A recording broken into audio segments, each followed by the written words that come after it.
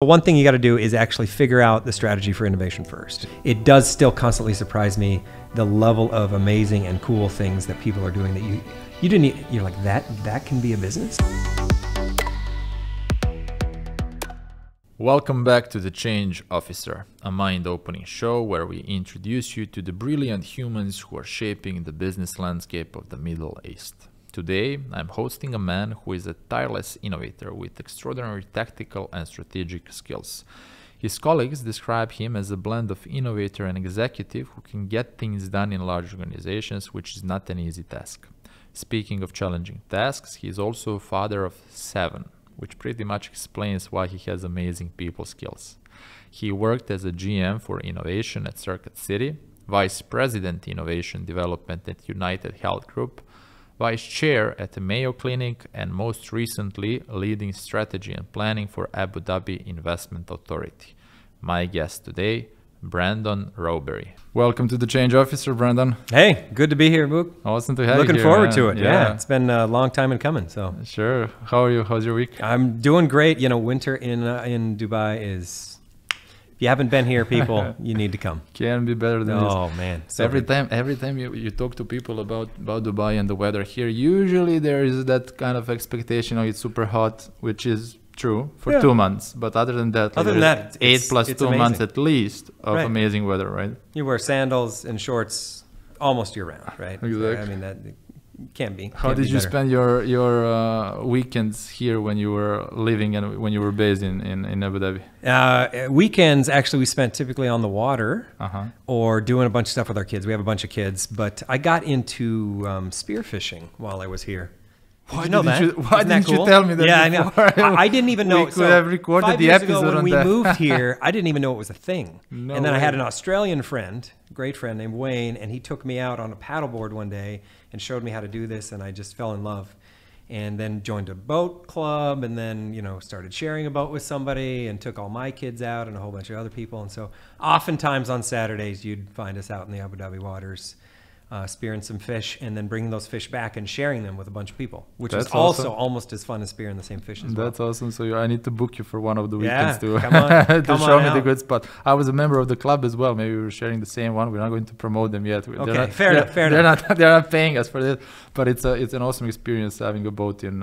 It is, and for the first time in my life, we're not from we haven't lived on the ocean much of our life, but being here, the boat was literally 1 kilometer from our villa in Abu Dhabi. Wow. And so Dream you come true. can get on there, you can get out there in 10, 15 minutes and you're already there having fun. And then obviously the kids and their friends, and they want to do that too. So you'd find us doing that, or other kinds of family type activities, or trying to help people out. That's what we do. There's so many things that you can actually do in UAE, that you can't do as much in some other parts of the world. Yeah. And I always say, I still didn't got myself a 4x4 to do the actual. Oh, you haven't done that yet? Yeah, and actually explore the rest of the region. But I said before, if I ever leave this region, which the more years are passing, I'm not really sure. But I have to do it and just explore the nature that this region is offering. Yeah, you really should. So out in we've done a lot of desert stuff. Gone camping out there. The great thing, at least still, is you can go out half an hour, maybe an hour from the city, and just pull off and go somewhere and have a group post-COVID, pre-COVID. Exactly. And light a fire. Or there's a lot of the islands, at least in Abu Dhabi. I'm less familiar with the Dubai side, but in Abu Dhabi, there's so many islands that are completely deserted. You can pull your boat up there and just camp overnight, or do some things, and it's fantastic. So awesome. It's worth it. Yeah. Dubai is not offering the islands though. I never tried Abu Dhabi. Abu Dhabi is much better because of the mangroves and all of that stuff. And some of the islands are so close. I mean, they're right there. Yeah, fantastic. So while I was doing the research, getting familiar with your background and your story, I figured that you're a singer as well. Uh-oh, you found that out. And that you actually had a chance to sing with Andrea Bocelli. Yes. So wow. I was blessed to be able to do that. So long story, very short. My mom got me into singing when I was little. Thank you, Mom, by the way, because it's been one of my loves of my life. I grew up singing in various choirs, helped me pay for a part of my college because I got some funding for college. Was a music major for 1 year until I figured out I didn't want to be a professor of music or anything like that, but then sang. I actually got a chance to sing in Las Vegas for a short period of time. And then the Bocelli thing, so the National Symphony Orchestra here in the UAE also has a choir that's attached to it. And I was just fortunate enough to know the right people. I had sung at something for Sheikh Mohammed 4 or 5 years ago. I had to learn Ishi Biladi, right? I don't know Arabic. I wish I did, but I memorized it. Can you sing it and for us so now? I can almost sing Ishi Biladi. Shati Hadu. Anyway, I memorized it, and we were able to sing that. And then as a result, then I got invited to go. And when we say sing with Andrea Bocelli, let's be clear. We're the backup people way back here in the tuxes. Look, he's incredible. You sang with Andrea Bocelli. As far as I'm concerned, you were on the stage. Well, I mean, they did fly us over to Alula and had a chance to do it. I got to do it twice. Wow. They may have done it again this year, but of course, COVID killed everything. We did it last year, right at this time, weeks before the COVID shutdown. It was a great experience, and now my daughter was kind enough to kind of piece together a video of it. So you probably ran into that one online. If you looked it up. Nice. A lot of good people. All right, so this started off as a lifestyle podcast. Maybe we can have there we go. That's right. That series what as you well. do on your weekends in the UAE. Exactly. Today we'll be talking a bit more about something that you're very close and familiar with, which is innovation, corporate innovation. You've been in innovation for the previous long time. 25, 30 years, like purely, which is a rare case. Are you saying I'm old, Vu? No, like it's 30. No. Like my kids would say that, so it's okay. You can go there. So you're currently based out of Utah, in USA, but hopefully you're coming back to this region soon. That's the idea. We've lived here about 10 years. Excuse me, 10. Jeez, come on. 5 years in Abu Dhabi. Came to work with ADIA, the Abu Dhabi Sovereign Wealth Fund. Fantastic organization. The Abu Dhabi should be very proud that they have an institution like that leading the way. And by the way, as a quick aside, the more I learn about Sheikh Zayed, who set up the fund, and all the other things in the UAE, the more impressed you get every day. It's absolutely incredible. So to have a founding father like that for the country, wow, pretty incredible. Anyway, lived here for 5 years, have since parted ways with ADIA just at the end of this last year, and so got the family back in the States just for hopefully a temporary period of time until we come back. The kids are ready to be back in Dubai and Abu Dhabi and see their friends again and do some of that. But it's been a little bit of a strange 2020, right? Into early 2021. What are you going to do? It's nice to see some mountains again that have green stuff on them, to see a little bit of snow. It's been a while since we've seen slowly snow. But surely we're getting green here as well. Yeah. And the snow. So hey. I think we are close. That would be great. And yeah, I've spent the time actually doing a bunch of networking with private equity, venture capital firms and great entrepreneurs there, and been very impressed with specifically certain areas of the States and really the up and coming areas that maybe people don't know as much about. Everyone knows about Silicon Valley and New York and Boston and some of the hotbeds, but where they don't know is actually probably going to supersede some of those in the future, would be my estimate. And venture capital is something that you've been engaged as well with for the previous been engaged in for a number of years, yeah. both so as an angel investor myself, but then getting a little deeper into it over the years. Really started, probably in earnest, I don't know, 10 years ago, something like that. Yeah. And corporate innovation and venture capital, it all goes together at one point. It flows. It didn't ususe to as much. And what we're getting closer, and I think that's where some new value can be generated. But more about that in later down the queue of my listed questions here. Okay, next one. Check. So you've been in corporate innovation since when? 1990s? Yeah. Early 2000s, let's call it, yeah. How much did things change since then?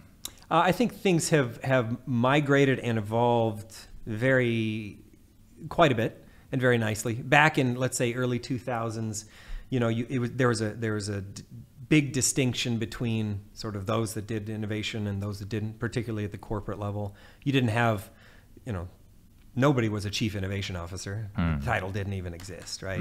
You didn't have typically groups that just did that. I mean, you had large R&D institutions that had massive, bunch of scientists. They were not called like that, yeah. And they did that, but there wasn't sort of business model innovation as a function. It's interesting. People can continuously ask you, me, everybody, what did you get your degree in order to go into that and to get the kind of career that you have now? And that kind of stuff didn't even exist when I was going to school. I mean, I went to business school. There was no, innovation major or design thinking major or any of that. Those things have evolved over time from back then. So what's been nice is I've got to see it from the early days as it evolved from just, people tinkering around with stuff to actually a capability that can be instituted and followed by companies that want to. A tough one, mind you. I mean, there's a lot of failure in it, but a capability that can be installed and done well, and if done really well, can make a big difference in the future of these companies. What attracted you towards,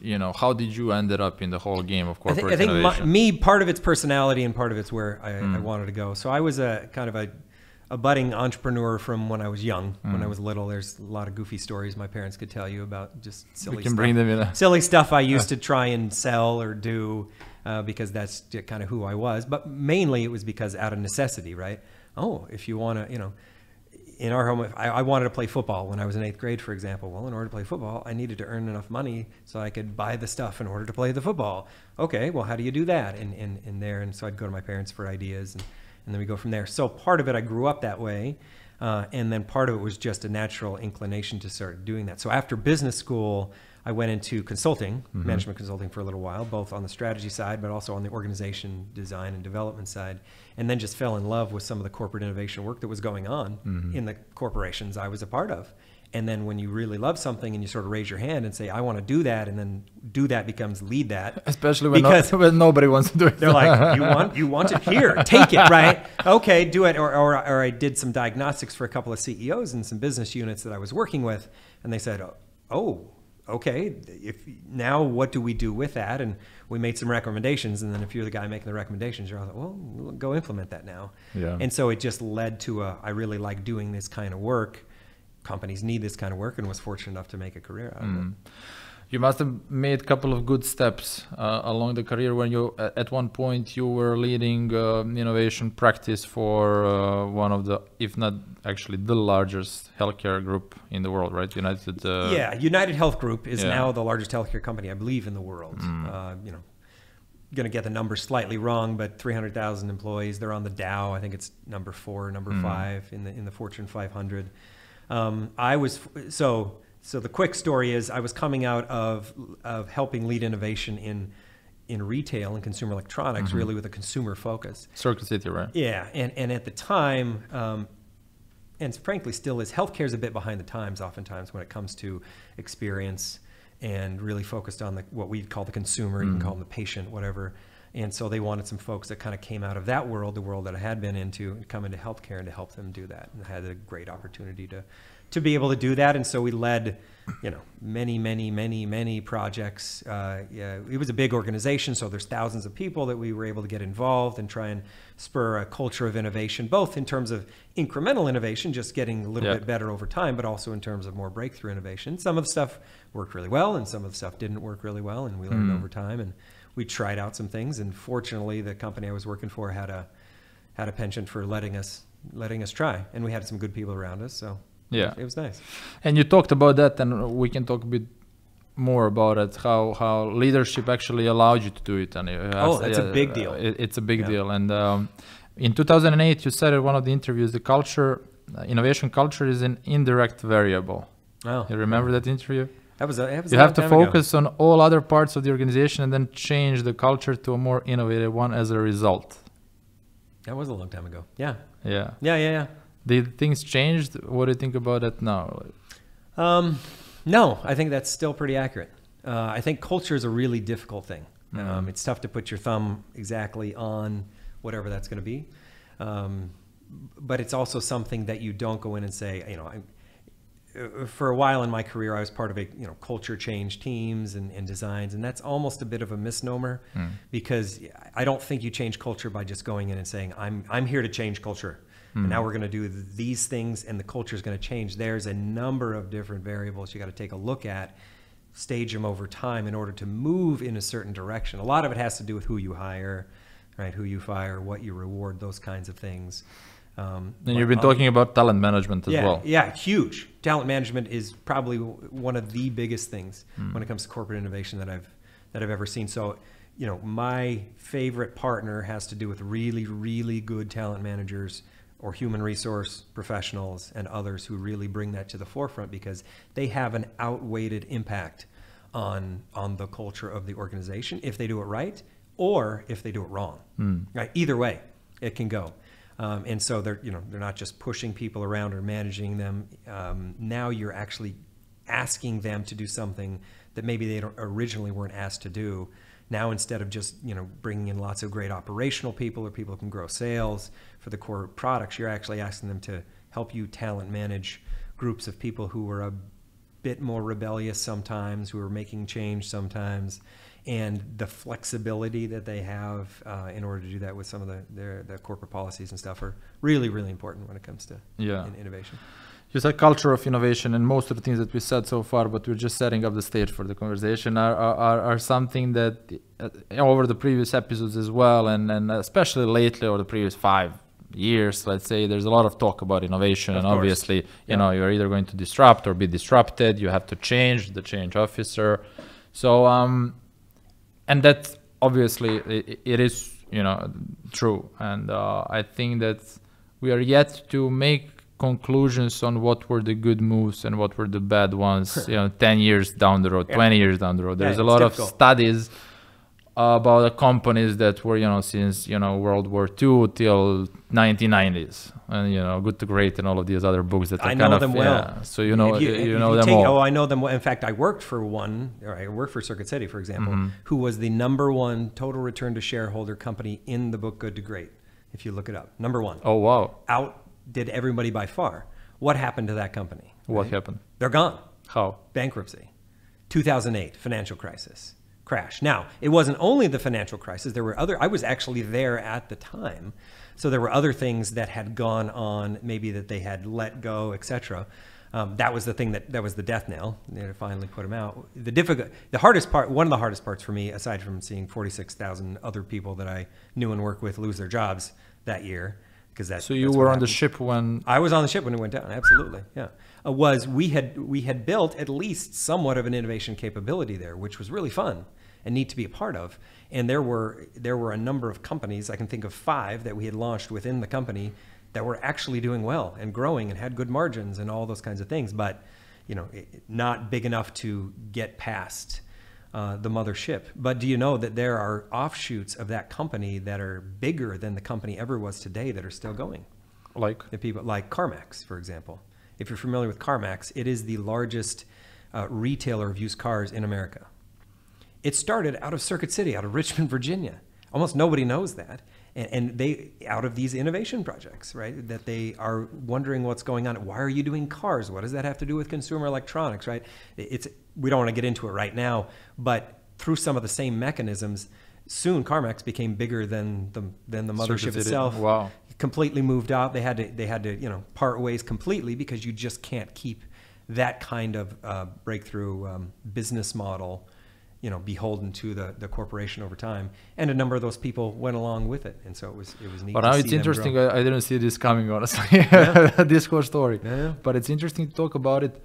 So you have a company that's been, you know, running for how many years, Circuit City? 85. 85 years already. Yeah. What happens in a matter of like 10 years that they go from, you know, #1 in the book that we're talking about, right? #1 in Good to Great, down to non-existent. Exactly. Right? I mean, that is an awesome case study for innovation. And I'm sure there's a lot of book covered that case study, but I missed it. Circuit City case study. Yeah. There are case studies both on the upside and on the downside. They're not Nokia really, but no, because a lot of, you know, there are still companies in existence that spun out of Circuit City. So they're not considering it complete kind of? No, I would say it's completely gone. Now, the brand got sold Yeah. when they were done. I think you can still look it up, circuitcity.com, and buy consumer electronics from. But there's a lot of other copycats that then became better than the original company as well. So Best Buy, for example, right? Did very well, made it through the financial crisis largely because they had a better balance sheet, had more cash in the bank essentially, and were able to weather the storm. And they're still doing okay. You know, time will tell whether the model that they're running is going to last or not. But you know, I'm a big fan of they're making it now. There was a period of time where the Best Buy management, I think, was about 80% ex-Circuit City folks that were now running the same thing. So they traded leadership, they traded talent all the time, and you see this in those ecosystems that then one starts to trump the other. And you know, if big organizations don't do their innovation, they become has-beens. And almost what's interesting is that's not an anomaly; that's the rule, right? Almost all large organizations go out eventually and subsume to buy something that's new. It's the anomaly where you have ones that actually stick around. So a company that for example, just with Circuit, if you last 85 years, that's complete anomaly. Right? But then you got companies such as General Electric that's even older than that has done phenomenally well, was the best, you know, and now it's pretty much crashed. It's not dead. There's still great things that they do. They're very diversified and things, but you know, it's not even far away from what they've doesn't even hold a candle to some of the top 5 now, right? And you see that happening time and time and time again. I think that is the norm. It's the stability that is not the norm, at least not anymore. What are some of the biggest mistakes there? I mean, it's amazing that you've been around when things went south with Circuit City, and you could probably see it coming. I guess so. Some, you know, I don't want to give myself too much pat on the back. Some of it probably so, and some of it probably not. Yeah. Right? I mean, I don't consider myself more intelligent than anybody else when it comes to that, because I was in the middle of it, trying to create the change, trying to create the innovations that's going to spur the company forward. And in that degree, we failed because the company didn't go forward. But in some degree, we won because we actually developed a number of things that did actually prove out and work, that then moved on to, you know, to other facets. Yeah. But it was fun jumping there into something that probably matters a bit more than consumer electronics, you know, healthcare, or other things into people's lives that now you're actually touching me personally as I go through this. What does innovation mean here? Is it just, you know, most people when they think of healthcare probably don't think of innovation in terms of a new type of surgery, robotics, right? Visual, being able to do all that. And that absolutely is. The type of innovation in healthcare that I like to talk about is the business model stuff, or the stuff that actually increases access and lowers cost rather than, I mean, it just keeps getting more and more and more expensive. Fortunately, the access is building and building as well, but I find some of the models outside the U.S. more compelling than some of the models inside for some of those access. And it's a wonderful thing to see it moving in the right direction. And I think it will. There's just some growing pains that it has to go through. No, absolutely. Talking about innovation, trying to put the dots together now and taking the experience that you had with Circuit City. I know you have a big company that is under a threat of what's going on. Those were the tough years for these companies. Yeah, 2000s to 2010s, that's when everything was changing, internet, and it was a complete those who lived through the financial crisis or any of those kind of crises, you don't forget those, right? Those become okay. Yeah. And you try to track back to go, what did I know? What did I not know at the time? Hopefully you kept pretty good notes. Yeah. So of those times that you lived through, because there's a lot of hindsight is 2020, right? Oh, I kind of knew this or I know that, but obviously we collectively as a world didn't. We didn't know 2020 it was going to be like it was. Nobody, you know, you could say one random guy on YouTube is going to claim that he knew what was going on, but he didn't. Nobody knew. Nobody knew. But how, you know, are you going to be resilient? How does that innovation move forward? I mean, look at some of the companies, some of the even countries and governments that have moved forward through the pandemic and are just excelling like crazy. I remember the day when Zoom became more valuable than the entire airline industry in America. And you're just like, wait, what? You know, wait, what? Hundreds of thousands of people. Wait, what? So the country Zoom. No, right? I understand. You just kind of go, well, yeah. You know, that just jogs your memory and go, okay. So this group of 1,000 people that just deals with the technology that we're all now using is now more valuable than what I've flown around on my entire life. How do you explain with massive that? hundreds of billions of dollars? How do you feel about it? I feel that that's the world that we're in. Some of it's kind of surreal because I don't want to say you feel bad for people on one side and good for people on the other, because I don't think there's sides in the future, but I think it's the natural course of disruption that happens throughout human history. We just happen to be living in this time in history, and so we live through this, right?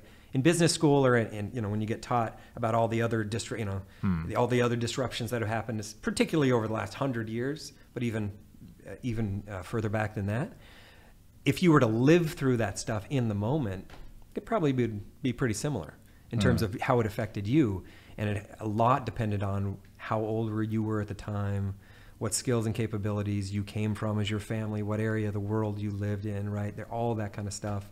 We just happen to be living through our particular version of it. And if someone's very technology focused and gets that, maybe that's a great thing for them. But what about all the folks that have been working on with the other last disruptions, the big machines that fly in the sky? No, that's right. And that was like 100 years ago, not even like that. It was, but what's like, you have for example, all of the airlines is in the US, plus you put Airbus and Boeing on top of that, because they're basically, so that's a huge industry that is employing who knows, millions of people. Millions of people. Yeah, all right. And that's their livelihoods, right? And the value of that group is less than a company that employs maybe a couple of hundreds. Yeah, they're over some thousands now, because they had to scale now, which is a different. But it was very, very small. And like if you 10 years down the road, if this repeats, and you, instead of these huge groups of companies who are hiring people actually so people can do something, you have these small startups, called not even startups anymore, small businesses that are hiring thousands maybe, that are basically like 99.9% of other. It's a big deal for organizations, governments, and others to consider and deal with over time, because it just continues, right? We continue to have this. But it's not sustainable. Okay, well, I'm working in this industry. I got, I have college and I'm set up to do X in my degree, and I do that for a little while, and then all of a sudden it doesn't work anymore. So this constant learning, this constant innovation, it becomes one of the things, at least that when I talk with my kids, for example, the constant learning piece is of the foremost importance, because if you don't have that, great, you're going to go become a data scientist. Awesome. Right now, that sounds like an incredible field, and it's growing. And you're going to do cybersecurity or whatever. That sounds 10 amazing. years down the road. But down the road, it's going to change too, and something else is going to supplant that. So all I know is the education system, et cetera, has to be geared towards the learning and not even relearning. What's the right word for it? Just the consistent being able to mold and change and go forward, because we just can't, as human beings, have those sort of shock changes, disruptions to our system over time. How did you? What advice did you give to your kids when they were picking their colleges and majors? And honestly, I'm being familiar with the change. Yeah, fairly free. So long as they're focused on the ability to constantly learn, I don't really care. Now, my kids so far, I have 4 kids in college right now, and of those kids, the 3 out of the 4 of them have chosen to pursue something in the business arena. Now, maybe they just want to be like their dad and do that. I think a lot of us have that, their dad or mom, but they're going into areas that are flexible enough right now. At least the education is teaching them how to critically think, right? How to learn, how to grow, those kinds of things. I think that's much better than any sort of particular skill, aside from, you got to be tech savvy, you got to know how to code, you got to get right. There's some sort of fundamental skills that they've got to get along with it. So we'll see what they do. I'm not pushing them. I'll host them in a couple of years here. I'll host them. You should. They But the kids are far more talented than the parents. I need a bigger table. You're going to need a much bigger table. in my family, especially, they wouldn't let that number of people in right now. Right? Exactly. So talking about education and skilling, I think that's also a very important piece of the whole change management and transformation. Big deal, big time. It's also something that companies need to really think about. So when I go back to human resources and talent management, I mean, think about that problem, right? If your company is on the cusp of making those kinds of transitions, how do you work people through that?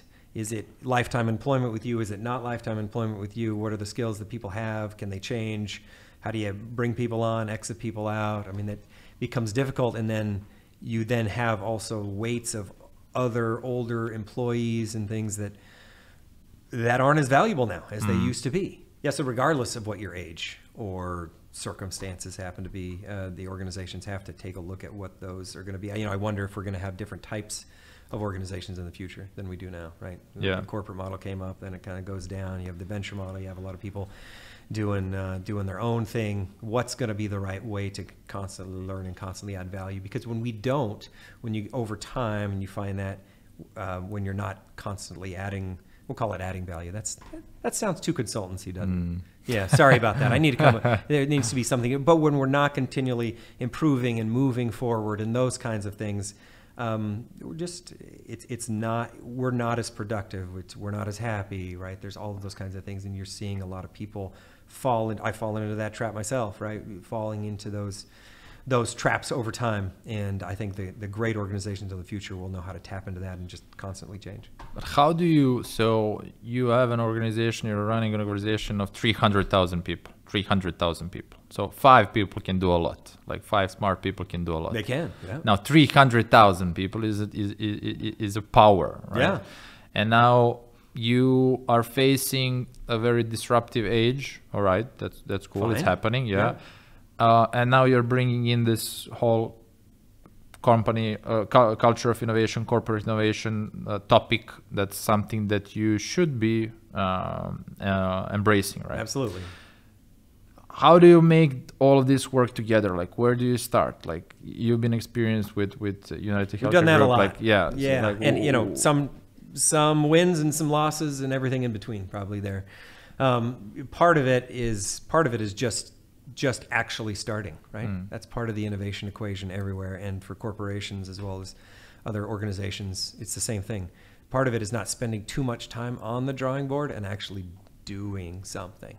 So for some corporations, they're like, okay, I'm going to go hire a chief innovation officer and they're going to figure it out for me. That's probably not the right approach, and not the one I would necessarily recommend, because you've got a lot of people. If you have 300,000 people in your organization, so we're talking about very few organizations in the world now that have that kind of critical mass. Having the Zooms of this world. But if they do, there's a lot of those people that both have natural as well as learned abilities to move forward, either in small I innovation, kind of incremental, or somewhat big.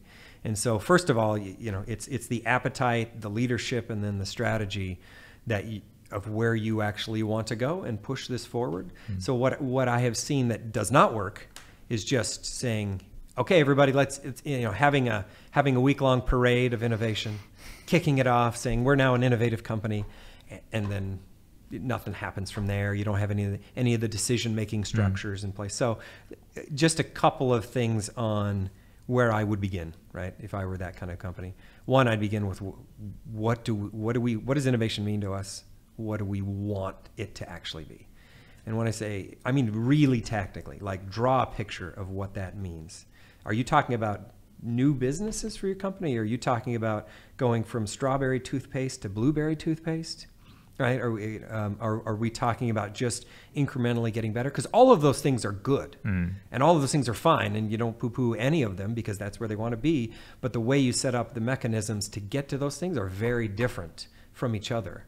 And sometimes in a large organization like 300,000 people, you could probably do all of them simultaneously in different pockets, but you're not going to do it all the same way or under the same leadership or those things. So the leadership that's willing to, what a leadership has to do is actually be fairly humble about it. Because in order to innovate about something you don't fully know where it's going or understand, that means you don't have the answer. And you're willing to employ people who are going to help you get towards that answer. And so you don't have a, kind of a rigid top-down strategy that says we're going to do X, Y, and Z, and then the world will come and say, we're going to learn our way into whatever it is. And so it must be terrifying for a leadership to be like that. I think so. And I think it's harder depending on what type of a leader you are, or how you grew up, or what generation you're a part of, because we have, in our minds, we have different models of leadership. And innovation leadership, to some who are of different generations or grew up in different countries, different cultures, etc., they see that in such different ways that is really difficult to get beyond.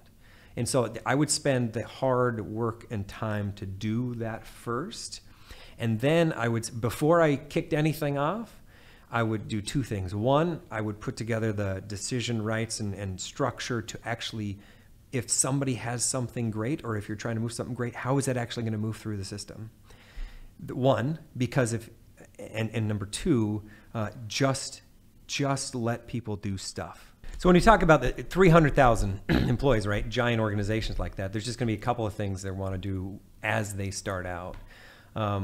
What you don't want to do is go off and have some whiz-bang week-long thing about innovation and then do nothing, because that's just going to make people not want to do it anymore. And companies do that a lot, right? They do that a lot. Innovation theaters. Yippee! And I've done that too, right? Hopefully after we've actually done something to prove it, but who am I to criticize anyone for doing it another way? But so one thing you got to do is actually figure out the strategy for innovation first. Do you want to do incremental innovation? Do you want to do breakthrough innovation, et cetera? And you can't just say you want to do it, but you actually have to put the mechanisms in place that you want to do it. But having the conversation first, developing that strategy first, is really, really important, because everyone in the organization is going to have some different thing in their head about what innovation means, right? Even here in the UAE, right? So many different cultures coming together. Yeah, we all speak English, mostly, in a variety of we understand ways. Each other. But when I say innovation, what does that mean to you coming from your country? What does it mean coming to me from my country and background? What does it mean to somebody else? It means very different things. And even in the United States, where you've got some homogeny around what people actually think about it, it's still very, very different. And so really defining what that is and where we want to be is going to be the first thing. Secondly, you've got to have a humble leadership that's ready to learn and to let people go and say, I don't know where we're going to go with this, but we're going to support you and give you kind of air cover along the way, because you will definitely run into all the roadblocks that you go into with larger organizations, because your budgets are going to be wrong, and legal is going to tell you you can't do this, and finance is going to tell you you can't do that, et cetera, et cetera. Those aren't bad people. They're doing exactly what they're supposed to be doing. They're doing your job, but you haven't set up the mechanisms and the structures in order to let the innovators do what they're going to do. And then the third thing is just start, right? Don't think, sorry, that's not the right thing to say. Don't think about it for too long. Don't spend so much time on the drawing board if your company has that kind of proclivity to analysis first and then doing something else, but getting the wheels actually moving, and then you'll know where to go. So if you're really, really focused on great incremental innovation and you want to move on from your core products and services to something else, they just beyond, have that as your innovation vision. I think that's perfectly, everyone doesn't have to be a disruptor. Right, or a massive business model change that's going to cause a disruption in the organization. So there are, there's low, medium, high, near term, medium term, long term, lots of frameworks out there that you can follow. I'll tell you one thing now that is way different now than it used to be, is the level of thinking and frameworks and tools and things that can help both startups, medium and large organizations actually think this through. It's phenomenal. It's great. I mean, we're not going to name drop or pitch any of those here today, but it is really, there's almost too many, right? You need to narrow those down and just decide on one, because frankly, 85% is going to be relatively the same. So do those quick things first, and then there's a lot of other stuff you can get into.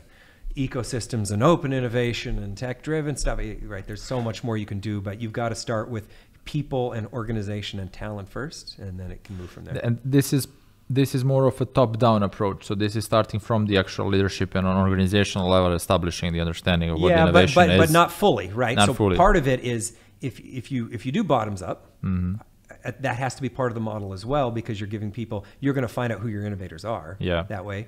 But the bottoms up is going to come into a big brick wall without some of this other stuff. So what I wanted to ask you, there is probably, 1% of listeners who are in a position to run something, top down. There's a lot more of them who are sitting and who are just anxious because they're sitting in an organization which is not allowing them. Are you telling us that all massive CEOs aren't listening to your podcast right now? I think they are. Okay, edit. But like, there's a lot of people out there, even the CEOs, who are looking for the way how to actually pitch or how to prove the concept of innovation, how to deliver results, start small and then turn the organization. Fine. Right. Tips for them, like tips for the people in the organization that actually want to do it as well. Who are trying it from the inside. Yep. So part of it, I think, tips I would give is just be really, really good at what you do now, because you don't get permission to innovate until you get to be good at what you're already doing now, right? One of the defaults, unfortunately, in some large organizations is innovation becomes that other place where we put those other people that aren't really good at what they do, right? That is horrible. That is the wrong people.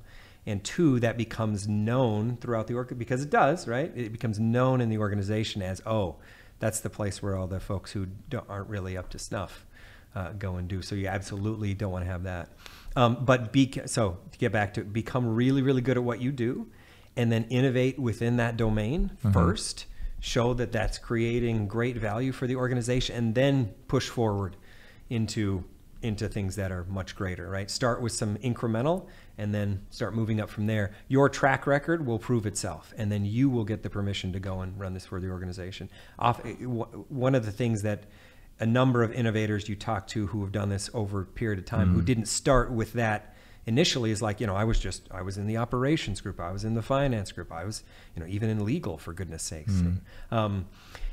They started with something within their domain that they knew, and then they became known for it, and then they got tapped on these more innovative projects or growth projects or what have you.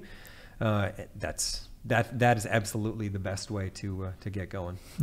Also have to be willing to take some of your own personal time and effort and heartache to do it. And it's a risk. If you're not willing to do that, don't. It's okay. Just be really good. Always be really good at what you do anyway. But if you want to move forward in that kind of a domain, and kind of moving beyond just maybe your operational area of expertise, you got to spend some extra time and extra risk in order to make that happen. But it's worked really, really well for people who want to do that. But just don't go into it thinking that you're going to do 50% of your day job and then you're just going to spend time doing this. You haven't earned the right to do that yet. So wait until you do. You talked in one of the old interviews as well about fears. And there is a lot of different fears. And most of the people are actually afraid of change, or afraid of trying to do something differently. It's natural. But fear plays a very important role. It's a big influencer of status quo, that things are not changing, right? Yeah, right. What are the biggest fears of organizations? You said leadership needs to trust. They need to trust you. Need to give you space and budget and freedom and time, and then you're going. I think the fears do different by strata in the organization as well, right? I think the CEO has some different fears going on in his or her mind with the board, etc., than folks in the middle, than folks who are individual contributors. So I think that the fear factor can play a lot into it. Part of it, if you develop sort of the culture around letting go of some of that fear, that's going to help you regardless. But some of the key fears really come down to personal stuff, really personal stuff, right? Am I going to look stupid right, when I do this? Is this going to, the biggest fear is this going to hurt my career and my family? Lose a job, Which happens. By the way, it does happen. If you start down this road, not they're going to fire you per se, but you're going to get into realms where you don't have the expertise, and you've got to stretch, and the company's got to stretch, etc. And sometimes the honest answer to the innovation question isn't something that people might want to hear and know. And but I'll tell you this: there will always be room for someone who is willing to do that in other organizations than where they are today. Oftentimes in the innovation area, you've got to go beyond, and that's that doesn't always jive with the current operational mechanisms that are in place today. There's a great story that you told about the guy who approached you in the elevator. I've had so many guys approach me in the elevator. The actual elevator pitch that you actually later on sat at the table with. He told you he's been working 9 months on a project. And at some of the companies I've been working with, so UnitedHealth Group, some of the other ones, once you get things going, right? Once you're holding innovation contests, you're training people in all kinds of different methods with regards to innovation. You become known as that guy or gal that to be pitched at. Yeah, and I've sat on both sides of the pitch table hundreds of times. Allocated capital, begged for capital, right? Depending on which side of the table you happen to be sitting on, both with corporations and without.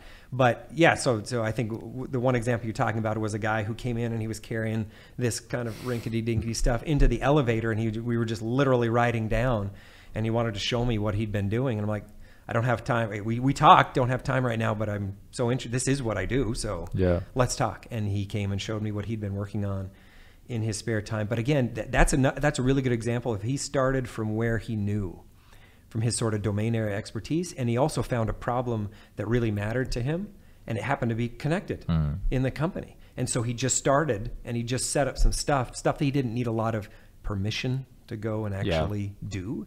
And he did it, and he actually became one of the winners of one of our contests and got allocated capital in his picture with the CEO because he did it, and it actually made its way into I think what became then thousands, if I'm remembering the right one, thousands of in-home care nurses to help their patients. Yeah, it's like phenomenal. This is a good example of what you said before as well, like how to allow innovation to happen, like how to be supportive of your stuff and people coming with the ideas, because there's like if I always think about one of the two major airlines is here in the in the country, and I always think about there is like at least like 50,000 people flying on those planes like daily. Like what's the number? There's like 60,000 people. I don't know. Right. And when it's not COVID, there's a lot. After first couple of years of enthusiasm and excitement flying around the world, good part of them are not super happy with what they do. And I always think, okay, this is like, okay, exclude the small part that is actually happy of them who are but like that's, so you have like 40,000 people who are just like sitting and waiting to be kind of used to reinvent something or to redesign something. Right, plus the industry itself is waiting to be disrupted. Oh yeah. Right? It's just waiting to be disrupted big time. So, and then talking about the culture and how you allow them to actually come and approach you and pitch you the idea and so on. Like, and I'll tell you, I've never had a problem getting ideas. Yeah. To your point, right? So almost any organization I've ever been in, even thought about, the issue, if you're in a big company, the issue isn't that all the people in your organization don't actually have the ideas that are going to make you great. They do. They have them right now, actually, and they will help you get there. Part of it is you turn, if you are willing to turn the spigot on, right, and let the flow come. Now what? Right? What do what now? I just created a flood, and I don't know what to do with it. And then a year from now, when nothing's happened with all those great ideas that people came forward with, they're like, same old, same old. What are we going to do now? Momentum. And that's really hard, right? Because there's lots of different mechanisms. We can go into all the different contests and mechanisms you can use to foster. It's not about the idea, though, necessarily. It's about the execution and the follow-through with those, which is why when I talked earlier about where would I start, I wouldn't start by just holding an innovation contest, right? An idea contest. That's not it. You got to figure out the leadership and the structure and the mechanisms that are going to allow those things to go further, because you're just going to frustrate people if not. Because that's, if you continuously collect the ideas but you're not actually following through and executing. What are you going to do, right? Why I just brought the company 5 of my best ideas, and I'm really excited to work on these things. And all I hear then from the organization is, hold on, wait, or I get told, I'm fine with hearing no, by the way. Most innovators are like, oh no, we're not going to pursue that because that's not on strategy now, or we don't have the capital to do it. That's actually an okay answer. I would rather have a no, we're not going to do it, versus hold on, not ready. It's got to go to 4th different committee now to go through whatever approval process to see. what's going on. That's really what kills it. And a lot of big boys establish these so-called innovation labs, innovation centers as the satellites who are in the Built orbit and try. Yeah. So as a concept, I mean, very few of them that I've experienced actually turned them into a successful launchpad for new ventures and so on. Most of them ended up being more of a theaters that are entertaining big masses. As a concept, as an idea, it's a spot on idea. What do you think is not working well with the concept of innovation center? So the question back to you would be, what's that lab for? Again, what's the purpose of it? Because I don't think all labs should even be set up as, this is the breakthrough innovation lab, and we're going to do this here. Some of them are just for customers, right? Customers can see in and see the future of the industry or products, the future of our company, the future of the industry. And if that's the intent, fantastic, do that. But if the lab, as it were set up to do innovation, you go back to the stuff we talked about before. What kind of innovation? Are we talking short term, medium term, long term?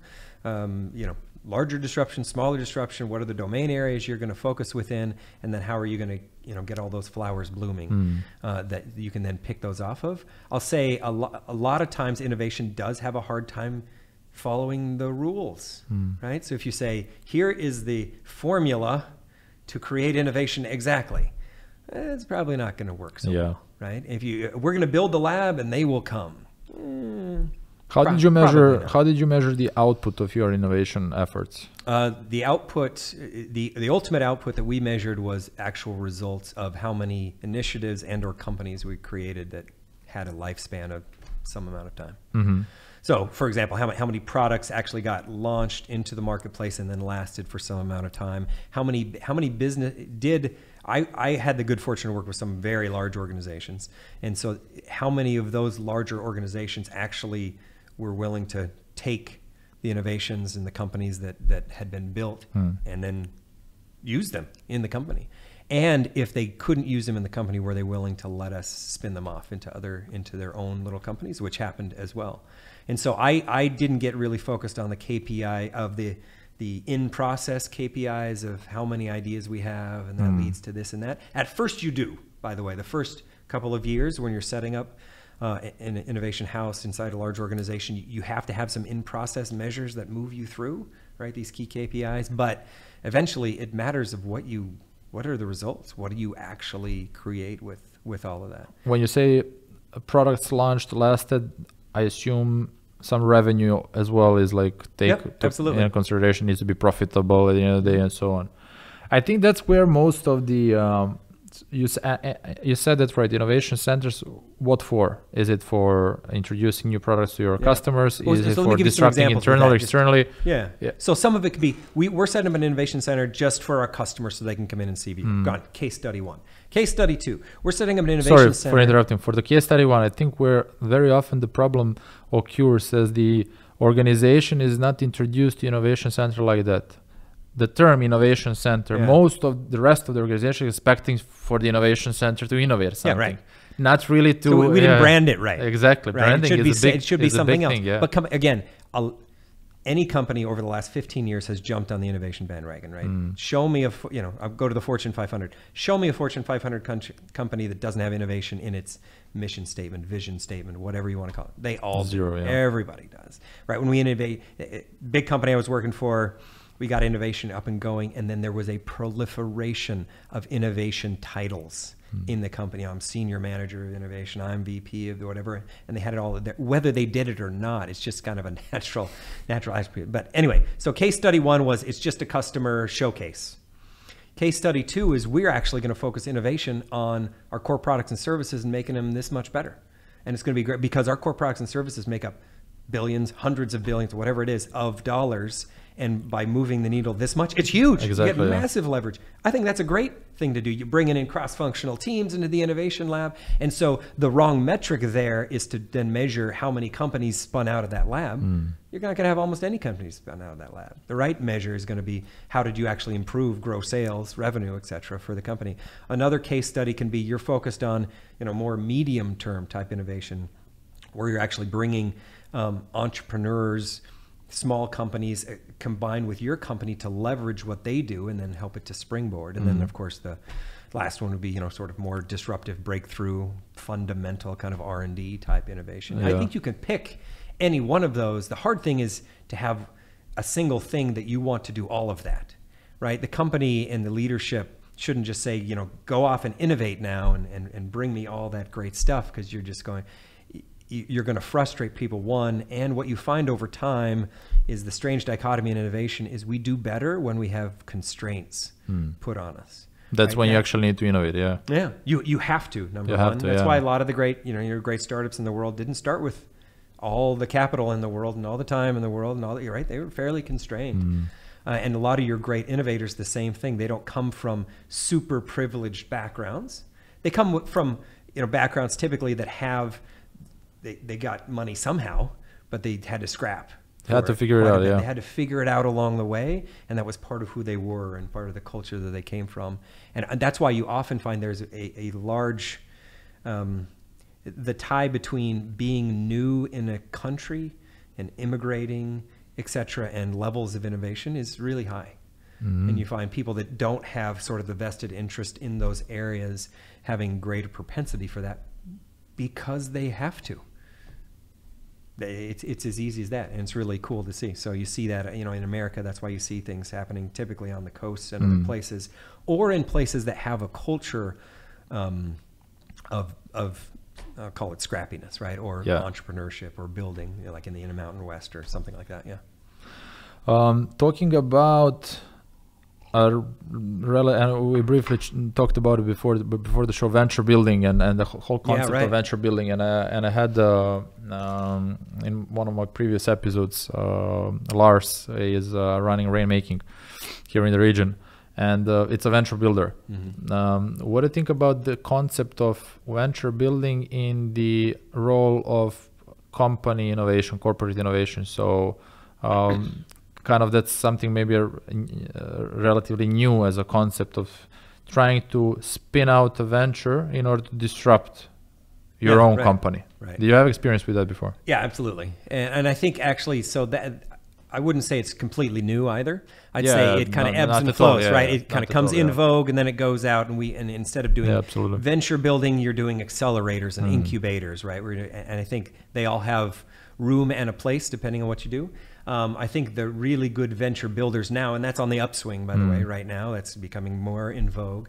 And so what you're finding is a lot of these folks are entrepreneurs themselves who come out of corporate or other innovation, understand that there's a lot of value that's not being created in some of these large corporates in order to do it, and they can't find the partnerships externally to work with there. So why not put your capital into good people within the organization? I'm not sure how Lars does it in them, but some actually hire founders in, essentially give them things to work on. Others develop that themselves. They develop the domain expertise within. They got the tools and the technology to work with and then actually build it. I think it can work really well if done well, and if focused on the right kinds of innovation, right? I think they get, it's difficult.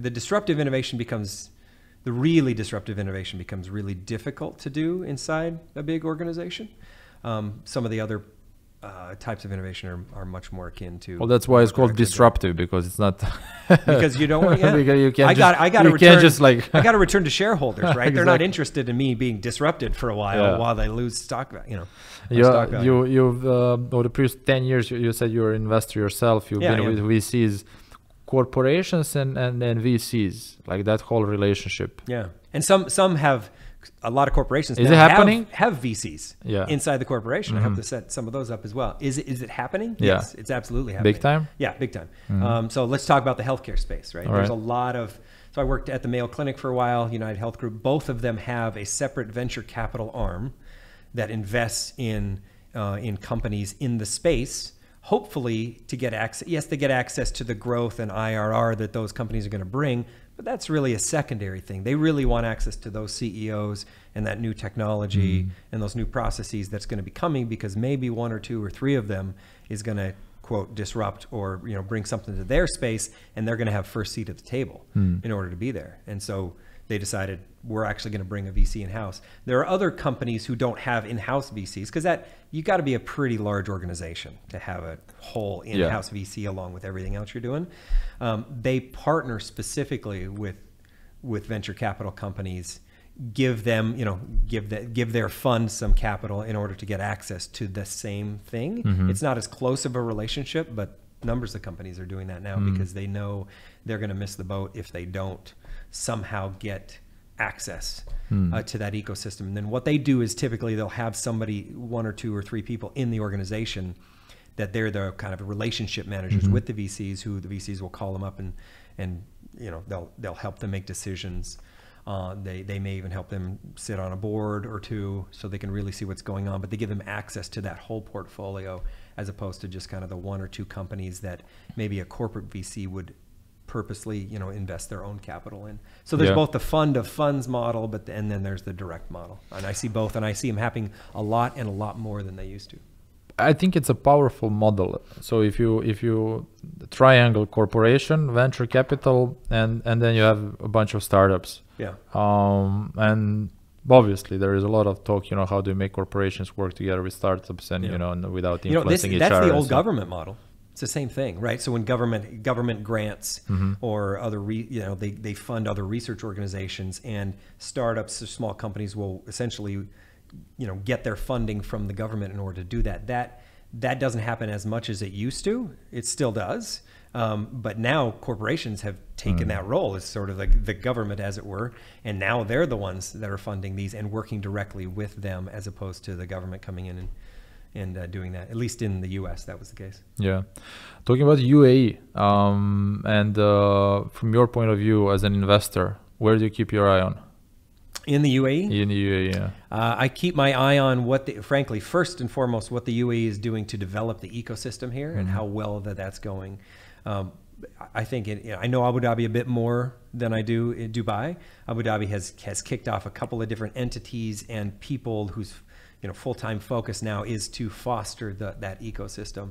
And in fact, some of the guys who I used to work with at ADIA now work for some of these companies, which is great, right? They're sort of pseudo-government related, and they help to foster those ecosystems. So you got free market areas partnering together with a government that's kind of opening up and bringing it, with a banking sector that's getting better. They're not all the way there yet in terms of the ability to have accounts before you have a business, but you need a business to have an account. And anyway, you get stuck in that catch-22 a little bit, right? So there's still some work to be done there. There's certainly the capital in the region to do it. I think the talent is coming, and they're making it easier and easier to do. But as far as where I'm looking to invest in the region, I think healthcare and health tech, again, maybe I'm biased because I have background in that, but it is burgeoning in the MENA region. Yeah. Absolutely. And the big corporates. Is there any specific segment of healthcare that you're looking at? I think the digitization of where that is all going to be going. And the reason I say that is because it's still a bit behind where much of the other developed world is in terms of healthcare, digital healthcare. And I think that's just a natural next step for where that's going to go. I think fintech is also another really exciting, this is a great place to be doing it. It's also a great place to replicate a model maybe that started in the US, or a model that started here and then go replicate in the US and China and other places. And so some of the fintech, health tech, and those are the 2 I mainly focus on. Yeah. There's others that are beyond me.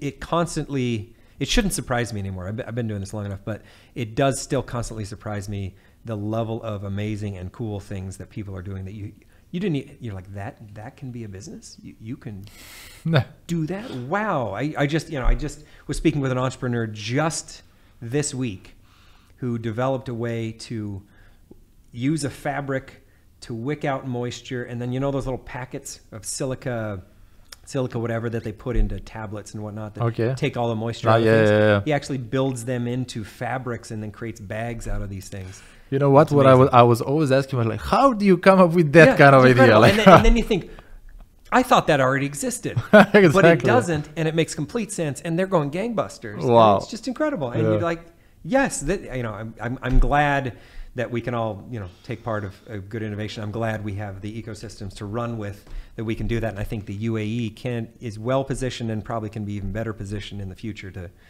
make that happen. No, I agree 100%. I think it's picking up. And I came here 2014. What was your first year? 2016. 2016, yeah. Even in the previous 5 years, 6 years, you can see a rapid... Yeah, big difference. Big difference, yeah. So I expect things to be even better. I think you find in the MENA region, there's a lot of family wealth here, right? Family offices or others. And what's fun about that is they're willing to support both local and international entrepreneurs in some of these ventures. And I think that's a good part of the ecosystem. I think it's just some of the networking now that we need to figure out and probably fix and make even better as these ecosystems develop, so that the capital can flow to the right opportunities and then go from there. But I think the staging ground of MENA, it's no better time than now. Absolutely, yeah, absolutely. Yeah, 100%. Great. Brandon, thanks for coming, man. I enjoyed the chat. I think we can go Good on to be with you. We could go on for a while about a number of things, but we'll have to save it for round 2. Exactly. We can launch a separate series, weekly commenting of the market, Cool. Good to be with you. Same here, man. Thanks for staying until the end. If you enjoy what we're doing with the Change Officer podcast, please like and subscribe, and I'll see you next Monday with another amazing guest. Thank you for staying until the end.